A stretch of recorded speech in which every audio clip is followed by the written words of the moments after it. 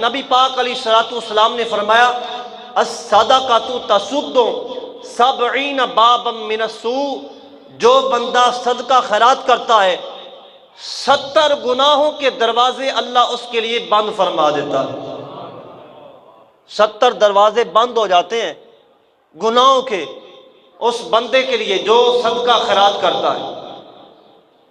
حضرت منصور بن عمار رضی اللہ تعالیٰ عنہ، آپ کا واقعہ بڑا مشہور ہے کہ ایک غلام کسی کا تھا اور وہ غلام بھی یہودی کا تھا، تو اس کے مہمان آئے، کچھ مہمانوں نے کہا بزم ہے سجنی چاہیے جی۔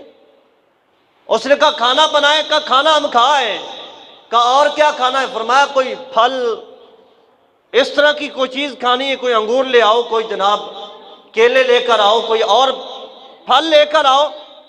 تو اس نے غلام کو بھیجا اپنے اور 4 درہم دے کر بھیجا کہ جاؤ پھل لے کر آؤ۔ وہ گیا، مسلمان تھا اور یہودی کا غلام تھا، مسلمان تھا اور یہودی کا غلام تھا۔ وہ گیا، آگے محفل سجی ہوئی تھی، جس کو محفلوں سے پیار ہے محبت سے کہیے سبحان اللہ۔ محفل سجی ہوئی تھی اور اس نے کہا وہ یہودی ہے، چھوڑو اس کو، مہمان اس کے، میرے تو نہیں ہے۔ میں بیٹھتا ہوں اللہ والے کی باتیں سنتا ہوں، میں اس اللہ والے کا خطاب سنتا ہوں۔ وہ بیٹھا ہی تھا کہ ایک بندہ کھڑا ہو گیا، کہنے لگا حضور مہربانی فرمایا، آپ کی محفل میں کافی سارے بندے بیٹھے ہیں تو میں حاجت مند ہوں، مجھے 4 درہم چاہیے، میں مقروض ہوں، مہربانی کریں مجھے 4 درہم چاہیے۔ حضرت منصور بن عمار نے فرمایا جو اس بندے کو 4 درہم دے گا میں اس کے لیے 4 دعائیں کروں گا اور مجھے یقین ہے میرا رب ان کو قبول بھی فرمائے گا۔ تو اس بندے نے کہا میں نے 4 درہم دیے آپ کو۔ وہ جو یہودی کا غلام تھا اور وہ چیزیں لینے گیا تھا، پھل لینے گیا تھا، ثمرات لینے گیا تھا، تو اس نے وہ اس سائل کو دے دیے۔ ایک بابا جی کے کہنے پر، اللہ کے ولی کے کہنے پر اس نے اس کو کہا آپ دعائیں منگوائیں، آپ کو کون سی چاہیے؟ اس نے کہا پہلی بات تو یہ ہے کہ میں غلام و آزاد ہو جاؤں۔ آپ نے فرمایا اے اللہ اس کی آزادی کے اسباب پیدا فرما۔ دوسری دعا آپ فرمانے لگے میں غریب ہوں، میں امیر ہو جاؤں۔ فرمایا یہ بھی رب نے تمہاری دعا کو قبول کر لیا۔ وہ کہنے لگا تیسری دعا یہ ہے میری بھی بخشش ہو جائے، میری بخشش ہو جائے۔ آپ نے فرمایا اللہ تعالیٰ تیری بخشش فرمائے۔ کہنے لگا چوتھی دعا میری یہ ہے کہ میں ایک یہودی کا غلام ہوں، دعا کرے میرا مالک مسلمان ہو جائے، مالک مسلمان ہو جائے۔ 4 دعائیں ہو گئیں۔ وہ بندہ واپس آیا، جب واپس آیا تو یہودی نے دیکھا کہ میں نے اس کو سامان لینے بھیجنا تھا، مہمان بیٹھے ہیں، دسترخوان بچھا ہوا ہے تو انتظار میں ہے۔ وہ موقع مال تو یہ تھا، اسے غصے میں ہونا چاہیے تھا، کوئی ڈانٹ ڈپٹ ہونی تھی۔ جو ہی وہ آیا تو وہ خوش ہو کر کہنے لگا معاملہ کیا ہوا ہے؟ اس نے کہا آپ نے بھیجا کسی اور کام کے لیے تھا لیکن وہاں پر اللہ کا نیک بندہ تھا، میں اس کی محفل میں بیٹھ گیا، اس نے دعائیں کرائی ہیں، میں نے دعائیں منگوائی، اس نے آمین کا قبول ہو گئی ہیں۔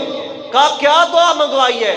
فرمایا میں نے دعا یہ منگوائی ہے میں غلام و آزاد ہو جاؤں۔ فرمایا اللہ کے لیے تمہیں آزاد کر دیا۔ اس نے کہا دوسری دعا کیا ہے؟ کہنے لگا دوسری دعا یہ میں غریب تھا میں امیر ہو جاؤں۔ فرمایا 4000 درہم میں نے تمہیں اللہ کے لیے عطا کر دیے۔ اس نے کہا تیسری دعا کیا ہے؟ کہا تیسری دعا یہ ہے میں نے کہا کہ میرا مالک یہودی ہے مسلمان ہو جائے۔ اس نے کہا تو گواہ ہو جا، میں گواہی دیتا ہوں محمد عربی اللہ کے آخری نبی اور رسول ہے، مسلمان ہو گیا۔ اس نے کہا چوتھی دعا کیا ہے؟ وہ کہنے لگا میں نے کہا میری بھی بخشش ہو جائے، میرے مالک کی بھی بخشش ہو جائے۔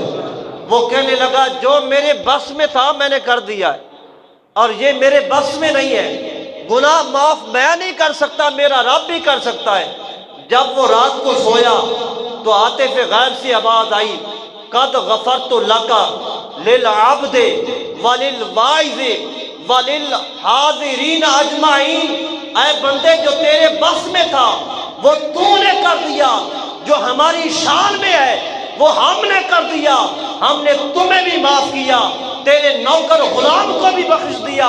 اے بندے، ہم نے اس وائز کو بھی معاف کر دیا جو اس کی محفل میں تھے، ہم نے سب کی بخشش فرما دی ہے۔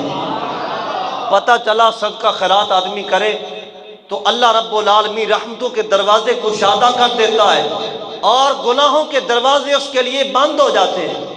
نبی پاک علیہ السلام نے فرمایا جو صدقہ خیرات کرے اس کی عمر لمبی ہو جاتی ہے۔ صدقہ خیرات کرنے والا بندہ جہنمی بھی ہو تو اللہ تعالیٰ اس کو جنتی بنا دیتا ہے۔ عمر لمبی ہو جاتی ہے صدقہ خیرات کرنے سے، اور جو اوپر گنجا سانپ بن کے بیٹھ جائے اس کی عمر تھوڑی بھی ہو جاتی ہے اور مشکلات میں مبتلا ہو جاتا ہے۔ اللہ رب العالمین ہمیں خیرات کرنے کی توفیق عطا فرمائے۔